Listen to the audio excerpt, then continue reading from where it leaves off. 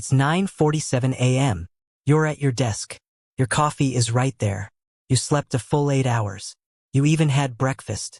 And you are exhausted. Not sick. Not sad.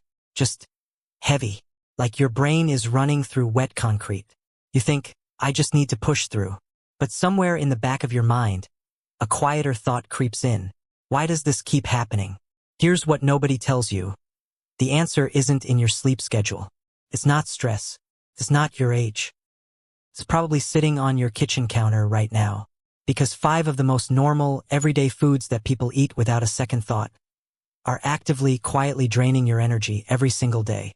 And by the end of this video, you'll know exactly which ones they are and what to do about them before tomorrow morning. Let's count them down. Intro setup. Before we get to number 5, there's one thing you need to understand about energy crashes. Because most people have it completely backwards. When you feel tired in the afternoon, your first instinct is to blame last night's sleep. But sleep is often just the symptom. The cause can be something you ate 6 hours earlier. Here's why that matters. Energy crashes aren't always dramatic. You don't always hit a wall. More often, it's a slow dimming, like a phone battery that's been draining since 8 a.m. By 2 p.m., you're at 20%, and you have no idea how you got there. That low-grade tiredness becomes your new normal. You stop questioning it. You just assume this is what life feels like. But what if it isn't? The 5 foods we're covering today aren't junk food you already know to avoid. These are foods marketed as fine, even as healthy. That's what makes them so effective at flying under the radar. Starting with number 5, and this one is in more kitchens than almost anything else on this list. Food number 5. White bread and refined carbs. What if the most normal thing you eat for breakfast is also the reason you can barely function by 10 a.m.? Toast in the morning, a sandwich at lunch, a dinner roll at night. White bread is so embedded in daily life that questioning it feels almost absurd. It's not greasy. It's not candy. It's bread. But here's what's actually happening inside your body from the moment you take that first bite. White bread is made from refined flour, which means the fiber, the bran, the slow-digesting nutrients have all been stripped away. What's left is essentially a starch that your body converts to sugar almost immediately. We're talking within minutes of eating it. Your blood sugar spikes. Your body, trying to keep things balanced, shoots out insulin to bring it back down. But it doesn't always land gently. It often overshoots. And when blood sugar drops below baseline, that's the crash.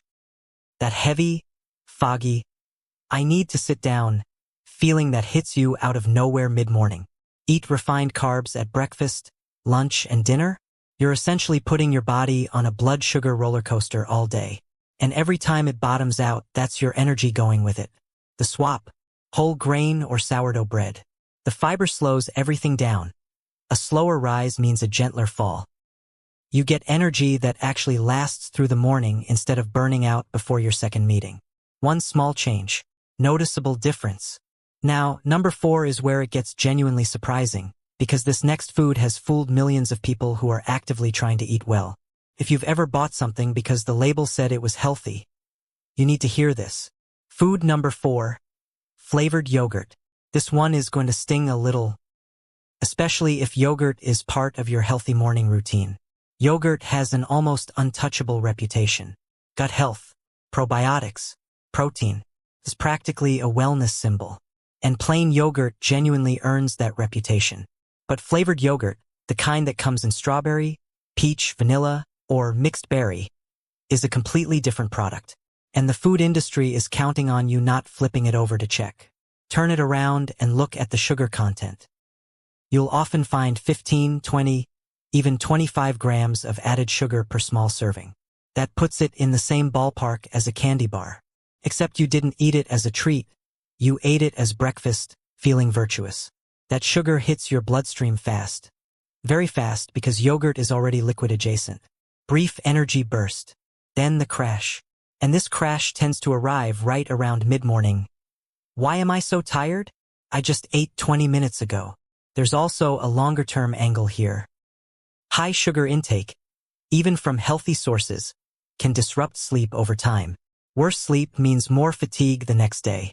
It becomes a slow cycle you can't see from inside it. The swap, plain Greek yogurt. Same gut benefits, dramatically less sugar. If you need sweetness, add fresh berries or a light drizzle of honey. You control exactly how much goes in. That's the difference between 3 grams of sugar and 25. Alright, number 3. I want you to stay open-minded here, because this one is something people genuinely rely on to get through the day. And the problem isn't what you think it is. In fact, the specific mechanism behind this crash is one most people have never heard explained before. Food number 3, sugary coffee drinks. Before you panic, coffee is not the villain here.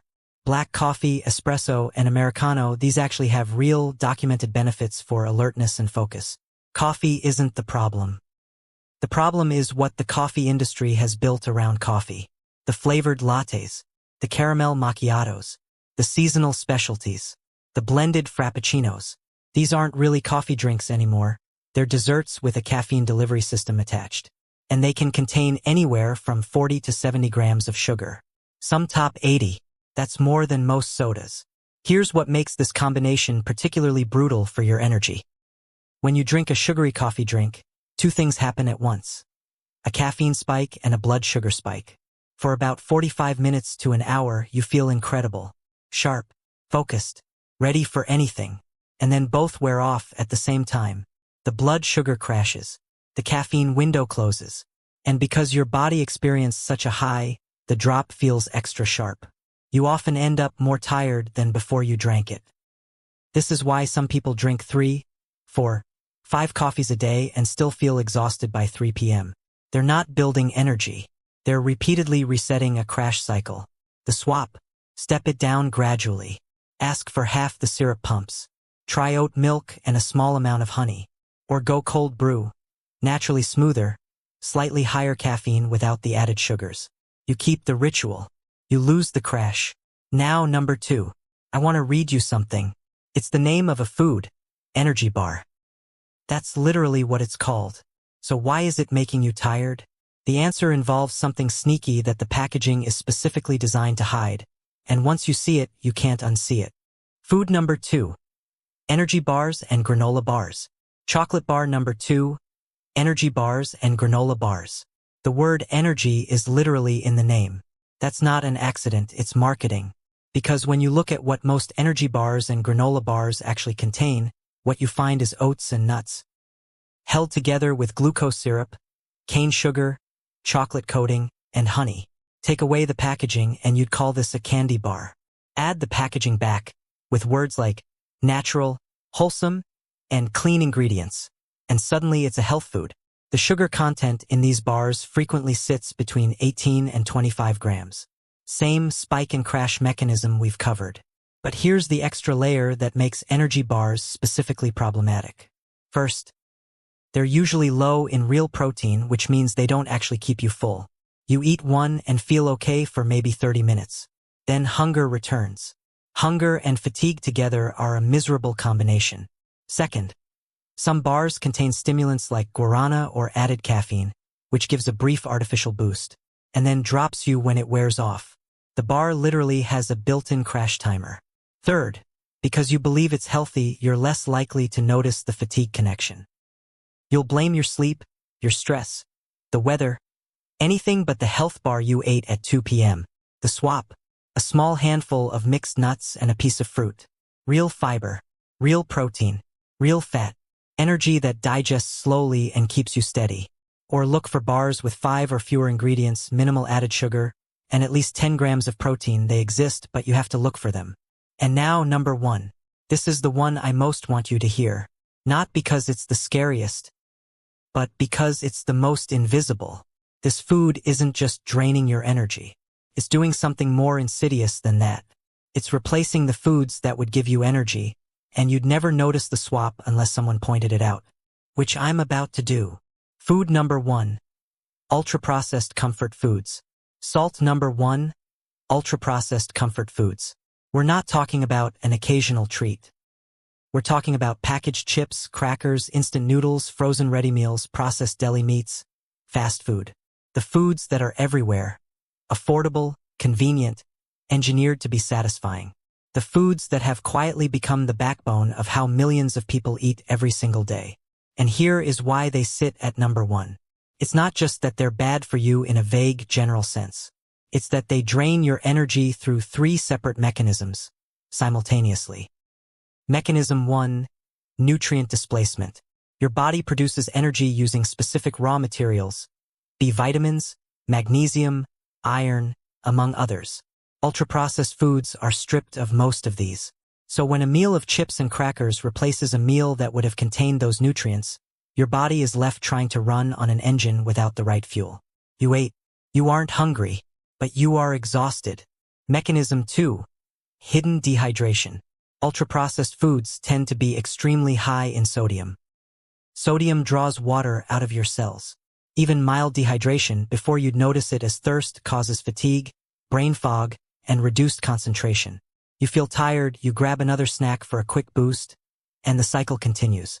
Mechanism 3, the displacement effect. Here's the one most people never consider. Every meal of ultra-processed food is a meal where you didn't eat something that would have helped. No vegetables, no fiber, no quality protein, no slow-release energy. The damage isn't just what these foods do, it's what they quietly push out. The swap. You don't have to overhaul everything at once. Start with one rule. Add one real food to every meal. A handful of spinach in your eggs. An apple with lunch. Roasted vegetables at dinner. You don't have to take things away, just start adding. Your body will notice faster than you expect. 5 foods. 5 mechanisms. All invisible enough that most people never connect what they're eating to how they feel. Here's the recap. Number 5, white bread. Blood sugar spike, insulin overshoot, mid-morning crash. Number 4, flavored yogurt. A candy bar in disguise, quietly triggering the same crash cycle. Number 3, sugary coffee drinks. A double spike, sugar and caffeine, followed by a double drop. Number 2, energy bars. A name built on marketing, a crash built into the ingredients. And number 1, ultra-processed foods. Not just draining energy, crowding out the things that would actually give you energy. Here's the shift I want you to make. Not a diet, not a detox. Just a tiny experiment. For the next 3 days, swap just one thing from this list. 1. See how your energy feels by day 3. Because you've probably been living at 70% for so long that you've forgotten what 100 feels like. It might be closer than you think. If this landed for you, hit like.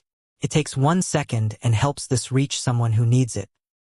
And subscribe if you want more practical, no-nonsense health content that actually fits into a real life. I'll see you in the next one.